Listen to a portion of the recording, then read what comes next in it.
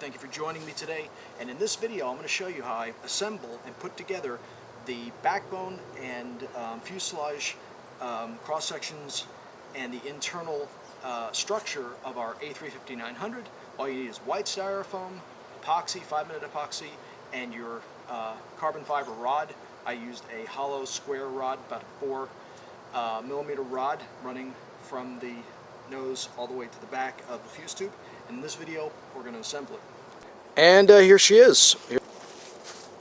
Hey guys, alright, for this part of the video we are going to take our backbones of our three, yes I did say three, A350s. I'm not building one, I'm building three. And they're all 900s. So here are three backbones. Alright, we got the SAS styrofoam backbone. We've got the Lufthansa. And we have the Vietnam Airlines. This is about a 1/2-inch styrofoam board. It is white styrofoam and it is incredibly lightweight. Very, very lightweight. Almost negligible in weight. And what I'm going to do right now is I'm going to take this 4 millimeter square carbon fiber rod and I'm going to, for the Lufthansa and basically all of them, I'm going to attach it to the underside of the styrofoam fuselage backbone. But I'm going to modify the way I do this by cutting a ridge down the center of the underside of the backbone. I'm going to cut a ridge with a razor because trying it with a hot wire would be not exactly precise enough, because the hot wire or a hot wire knife will melt the styrofoam, and sometimes in some cases you get a uneven ridge, so you got to be careful with that. So I'm going to use a razor. So I'm going to draw a line straight through and then cut with a razor, cut out a notch, square notch, and then add carbon fiber rod into the notch, and then epoxy it into place, and then that will give this styrofoam backbone the strength to support the fuselage and to limit bending and flexing if you have a hard landing, if you're maneuvering through the air. It just gives rigidity. And with the white styrofoam, it's so light. For this case, I don't even have to cut my normal weight-saving holes because this is so light to begin with. The weight saving is negligible. Now, with other airliners, I've done that, but with these, because of the advantage of the white styrofoam, you don't have to do that. Yeah. And it's nice for this part of the video. I'm out in the daytime. A lot of videos you see me working at night, and that's just sometimes, that's the way time works out for me. Sometimes on some days where I spend the day gathering up parts, making parts, doing other things, going to the hobby shop, going to hardware store, and then at night I gather everything together and start building and make the video. So in this case, I have a few hours of daylight left, so let's take advantage of that and let's start adding our carbon fiber rods to our fuselage backbones. Alright, you guys are looking right down the avenue here. Alright, let's go and start with our Lufthansa backbone here. Now, in order to show you and prove you how lightweight these backbones are, let's look at the scale here. This scale goes up to 25 pounds, I think. Pretty sure this scale goes up about 25 pounds. Let's go ahead and put the styrofoam. Registers at right about 1/4 pound. Now, when this Lufthansa fuselage tube is completed, I doubt it's going to weigh more than 1 pound, if anything. So that's the advantage of white styrofoam. It just weighs so little, and it's inexpensive, and it's everywhere. It's literally everywhere, and that's the beauty of it. Now, right here, I have a long 48-inch ruler, yardstick, aluminum yardstick. And then I have a even much longer I-beam kind of level, I-beam level. These come in real handy. It's a kind of I-beam drywall ruler, if you want to look at it that way. It's about a 72-inch, 6 feet long. Comes in real handy because we're going to use it right now for drawing the center line of the backbone. See, that's not long enough to draw the center line for the backbone. All right, let's go ahead and draw the center line down. Let's get that drawn onto the backbone. That way I know exactly where to run the line and where to start the line. So I get my ruler out here, got 9 inches across, so 4.5 inches right there. Do another line right there. And another line right here. Then I take this long I-beam ruler, right?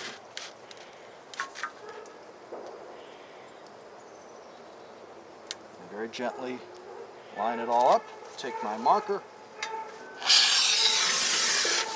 and draw the center line. There you go, look at that. That's what I'm going to cut out so I can add the carbon fiber rod to the fuselage. And that's what I'm going to do right now. Got my razor, adjustable razor. Leave it out to about maybe 1/4 of an inch, maybe a little more than 1/4 of an inch. And I go ahead and take this ruler, lay it out like this, and go ahead and start to cut out the groove to where the carbon fiber rod is going to sit. The key is not to cut too deep. You don't want to cut too deep. Okay, we got the ridge cut. The carbon fiber rod ridge has been cut, as you can see. You know what? This is where thing of compressed air comes in so handy.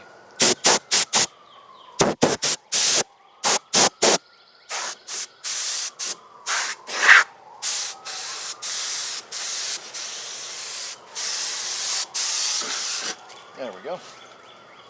That makes life better. So what's going to happen is, now that I've cut the ridge, I'm going to add our carbon fiber rod to the center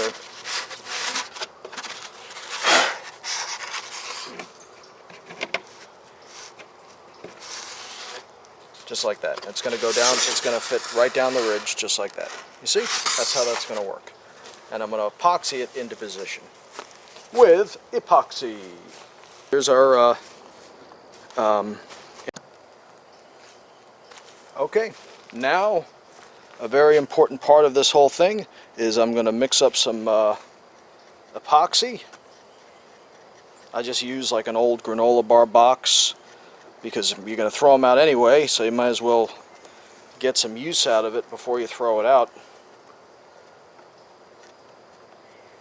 And this is a 2-part 5-minute epoxy. Bob Smith is good. DevCon is good. I try and stay away from Lucite. I don't really like their epoxy. It seems to just lose strength over time. It gets mushy. It breaks down and becomes, it's hard to explain. But I have 10-year-old planes that I've scratch built and using the Locite or the Lowsite or whatever, however you pronounce it. And didn't hold up too well. So I'm now brushing the epoxy into the carbon fiber fuselage backbone slot that I made. You don't have to run the you don't have to run the epoxy continuously down the length, because that's just going to add weight, because you know even epoxy adds weight, and it does. The more epoxy you use, the greater, you're adding weight to your plane. It's just. And the other thing I'm going to do is I'm going to run some tape down the length to help smooth over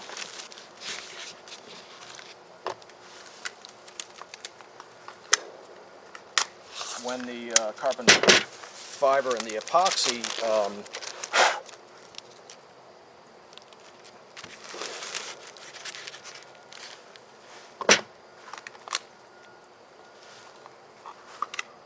and it's good to have everything going this way because gravity dictates that the epoxy drops down, not out. So if I flip this the other way, it would do exactly that. The carbon fiber would go in the wrong direction.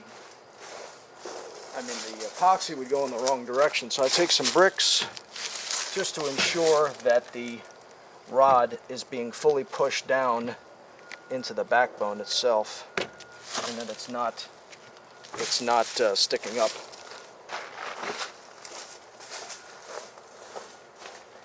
And by me doing this, I'm going to add some substantial strength, phenomenal strength to this Lufthansa A350 fuselage. And in the process, and by doing this, I'm also saving a ton of weight. It's just amazing how much weight savings you have when you do this. All right, let's remove our bricks, and let's see what we got.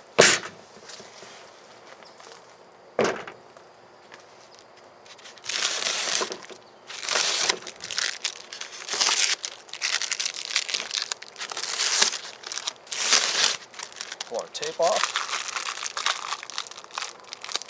Wow. Yep, look at that. Super rigid. That's perfection, man. I love that. One carbon fiber rod, about a 4mm square, hollow, and a little bit sticks out on each end so that the fuselage bulkhead for the front and the rear can fit on. Beautiful. This is perfect. Alright, so right here we have our fuselage bulkheads, cross sections, upper and lower. These are lower. Now these are a little different from how I'm going to do it with the Vietnam Airlines and SAS. My A350 Lufthansa is going to have a full interior with seats, overhead bathrooms, class sections, first class business or first class section, business class, and then economy. And yeah, I'm going to model it after the your standard Lufthansa A350-900 that they're flying. So here are the bulkheads, the fuselage bulkheads, and because of the interior, they have to be opened so that the seats can fit through and all that kind of stuff, as you can see.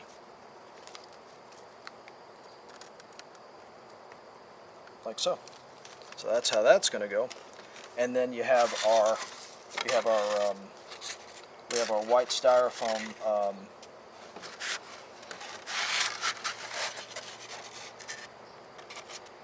forward bulkhead and rear bulkhead, like so. See, and again, it's opened so that we can have the flow through of the entire cabin, because with the lighting and everything, interior lighting, it's going to need that flow through so that there is only the sections and class sections will break that up.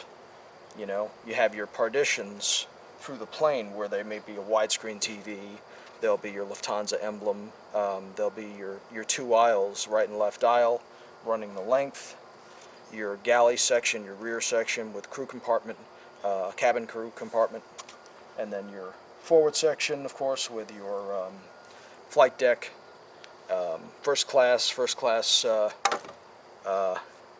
kind of bed seats, or reclinable bed seats that they have for Lufthansa, kind of the business first class.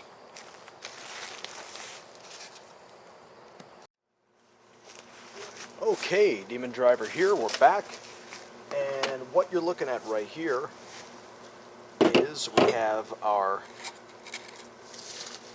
Vietnam Airlines A350-900 styrofoam fuselage backbone right here. Okay, and we have a carbon fiber rod installed below. It's epoxied into place. Now, if you look at the fuselage, you'll see these lines across, and these are the positioning lines for the bulkhead, fuselage bulkhead cross sections, like that. And that's where the fuselage cross section bulkheads will run down the fuselage, and then they'll be the same down below on the bottom. Here are the lower ones for the lower section, and then here are the end bulkheads for the front and rear. So I also use speed squares when I place the bulkhead onto the fuselage. I use a speed square to help make sure that the bulkhead is perfectly straight up and down. And then once I epoxy that into position, I use a couple of pins to hold it into position so that it doesn't move while the epoxy is setting. Alright, so let's go ahead and let's start adding them right now. Let's start adding our A350-900 fuselage bulkheads, cross-section bulkheads, to our Air Vietnam fuselage. Alright, we got our 5-minute epoxy. Next step right here. And what I begin to do is I just go ahead and apply the epoxy straight to the bulkhead, the bottom of the bulkhead, like so. You know, putting a good fair amount onto the, like so. See, it's gotten a little cold. It's about maybe 40 into below 50 degrees right now, and what happens is epoxy starts to get like molasses when it starts to get cold like that. So I'm going to go ahead and place this stuff out of your way so you can see better. I'm going to place this into position, this bulkhead into position. I'm going to go ahead and take the speed square and place this speed square right here and make sure that the bulkhead is in the proper position. Get some pins out, and I'm going to pin the bulkhead into position.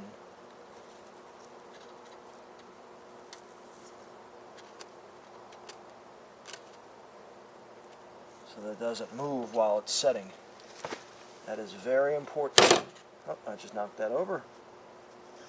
That you have the bulkhead in position, and I use the speed square to make sure that the bulkhead is basically straight up and down, and it's not crooked. It's not bending like that. And the other important thing is make sure you have the right bulkheads to the right side. Now this is the top of the fuselage, so I'm adding the top bulkheads. You don't want to add the bottom bulkheads to the top, because that would mess everything up. So I keep the bottom bulkheads over here so I don't make that mistake and position them in the wrong place and then accidentally, goof up and put them on the airplane where they don't belong. Put the top bulkheads on the bottom, or or vice versa.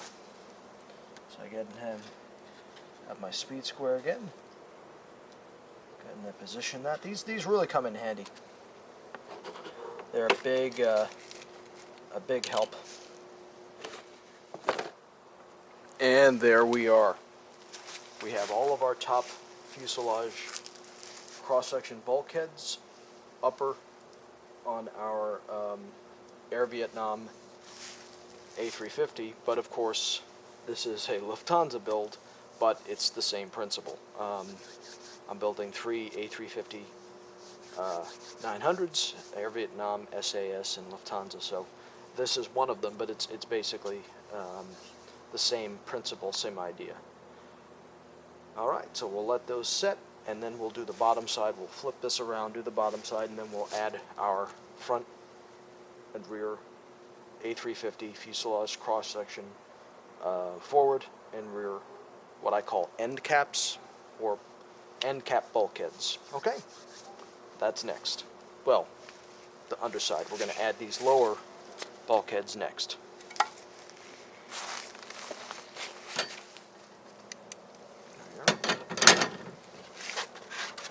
Look at that.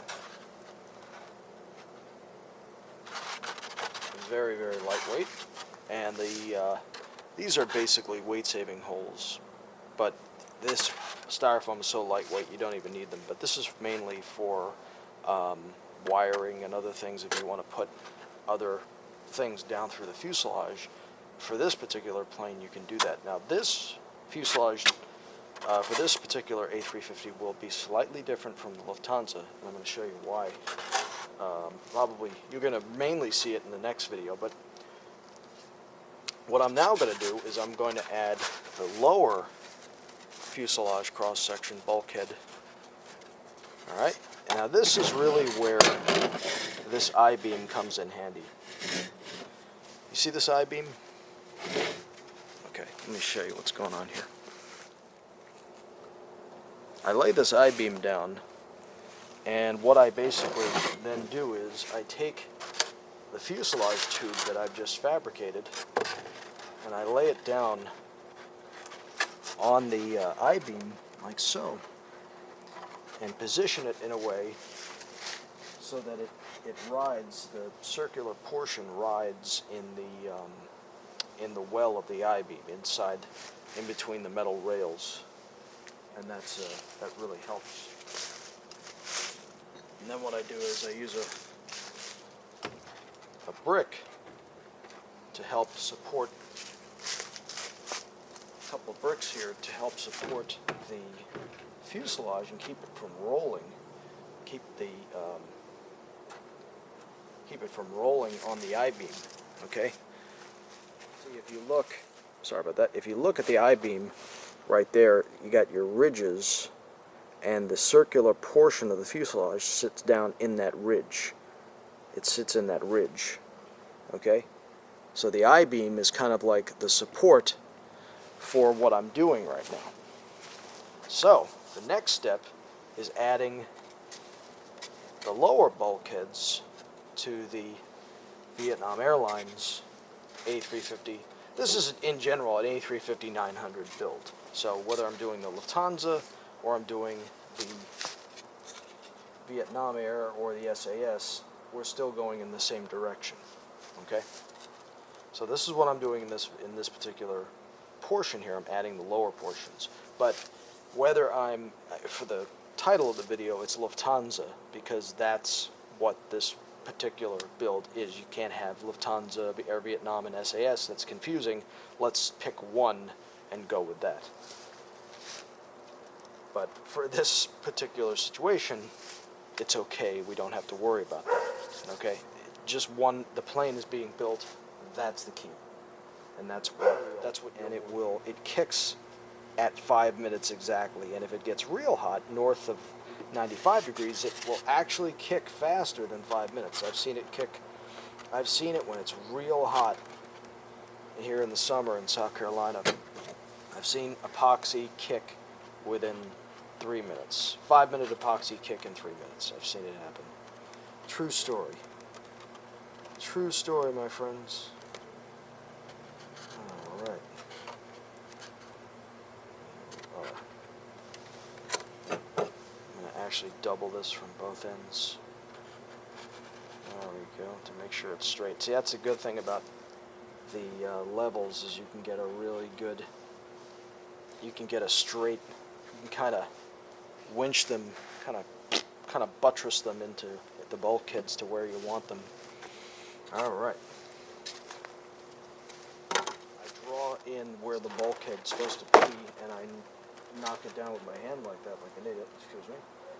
And the measurements have to be precise, but the placement of the bulkheads has to be exact. I can't mess that up. That has to be done to a T, because if I get that wrong, it affects everything. Yeah. Perfect. All right, I'm going to let these set, and then next we're going to add in our forward and rear bulkheads, like so. Look at that, it fits in like a glove. I love it. Alright, we got the lower side done. The bottom side, all the bulkheads are in place, so we can go ahead and remove our speed squares for now. Alright, now we're gonna add in the end bulkhead. Now this is upside down right now, and that's okay. Here's the end bulkhead, and I'm going to position the end bulkhead right here like so. And I'm going to use a speed square to position it into place perfectly. You see that? Look at that. That's how that's going to happen.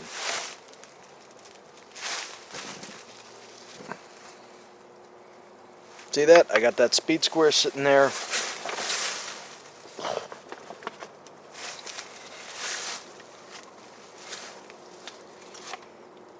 I got that speed square, and that is exactly where it's going to go. And I can align that bulkhead perfectly with everything else on this fuselage and this backbone to make sure that everything lines up perfectly. So let's go ahead and do that. Okay, I've got the rear bulkhead now in position, and I've got the forward bulkhead in position. So let's go ahead and let those set, and we're good to go. All right, let's see what we came out with here. Let's remove our speed squares.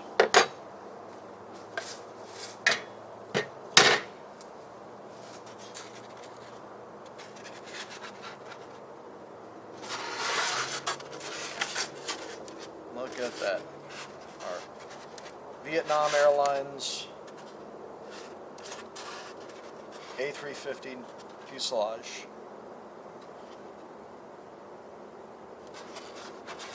Look at that, man.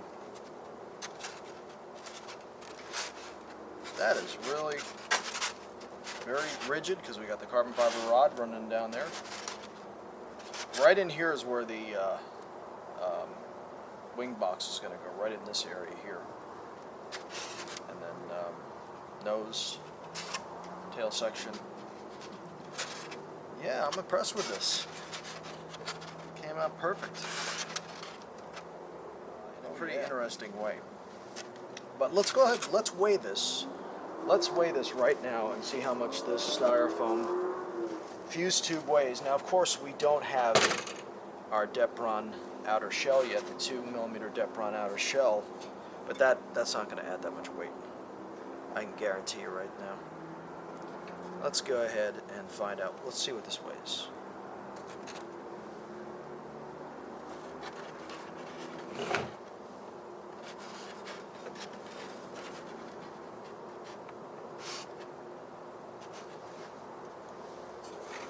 Look at that. Not even half a pound. Not even half a pound. This whole thing doesn't even weigh half a pound.